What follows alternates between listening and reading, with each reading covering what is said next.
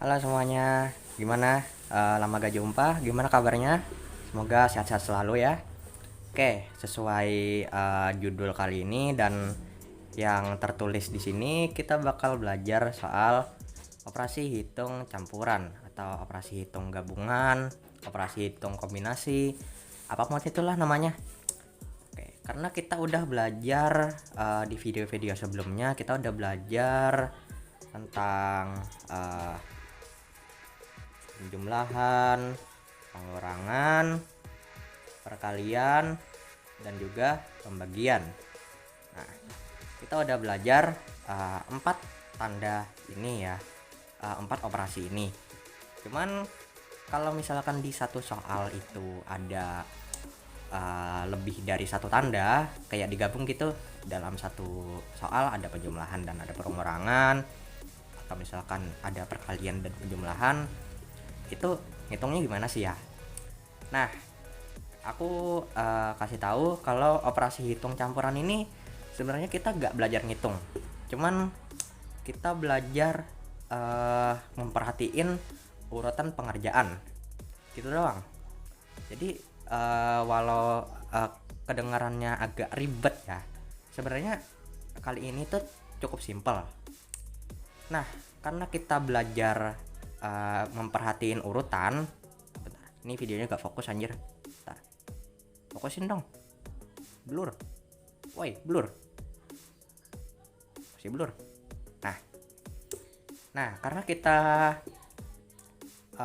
fokus kali ini tuh belajar urutan, kita kedatangan tanda baru, yaitu tanda kurung. Tanda kurung ini ngitungnya gimana bang? Nah, tanda kurung ini nggak buat dihitung, tapi tanda kurung ini buat negasin kalau bilangan yang di dalam kurung itu yang paling awal buat dikerjakan, apapun tandanya. Bukan apapun tandanya sih, dia lebih apa? Dia masih perhatiin empat tanda ini, cuman yang di dalam kurung itu lebih didulukan dibandingkan tanda-tanda yang lain ya. Oke, aku nulis gini itu ada makna juga. Jadi ini adalah urutan pekerjaan. Yang pertama, kita kerjakan yang di dalam kurung dulu. Kalau misalkan kurungnya itu ganda, kayak ada kurung di dalam kurung, maka kita kerjakan kurung yang terdalam lebih dulu ya. Baru kita keluar sampai kurungnya itu habis. Oke. Yang kedua, kita ngerjain perkalian dan pembagian terlebih dahulu. Lalu yang terakhir baru kita kerjakan penjumlahan dan pengurangan. Dengan catatan kurungnya sudah habis ya. Oke. Karena ini cuman merhatiin urutan doang, gimana jelasinnya ya? Mungkin aku nggak pakai angka kali ya, pakai huruf doang. Itu faktor aku mau malas mikir juga sih. Kita misalkan A B C D, taruh tandanya apa aja. Kita nggak pakai kurung dulu ya, ini aku tandain dulu. A B C D, misalkan A tambah B kali C dikurang D. Oke, ini kita pakai tanda-tanda biasa aja dulu, nggak usah yang pakai kurung. Oke, kita lihat urutan pengerjaannya. Perkalian dan pembagian itu lebih dahulu dikerjakan ya. Nah, dari sini yang mengandung perkalian pembagian itu ada di B kali C. Nah, kita kerjakan dulu B kali C. Baru karena yang tertinggi udah habis, baru kita kerjakan kayak biasa. Tambahin sama A, ditambahin hasil kali ini, baru dikurangin sama D. Oke. Ya, dari sini udah paham kan ya? Kalau nggak paham silakan tulis di kolom komentar, tanyakan nggak pahamnya di mana. Oke. Terus kita coba yang pakai yang kurung ya. Bentar. Kalau kurung, aku tulis hurufnya dulu ya.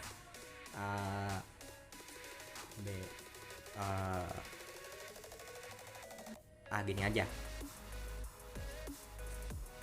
Nah kayak gini kan simple ya.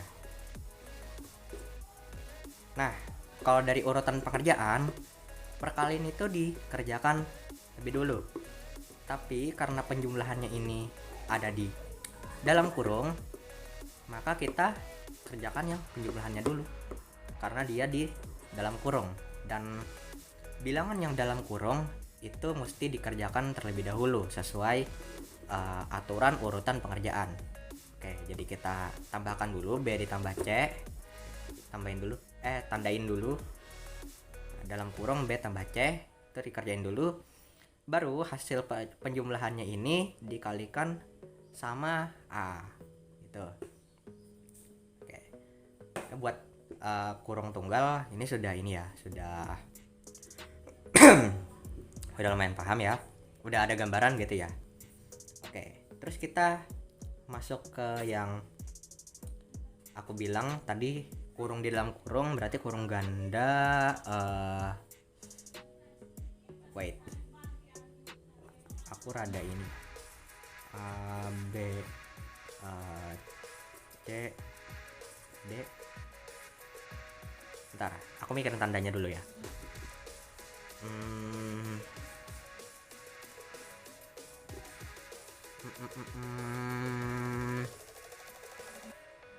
Mungkin kayak gini ya.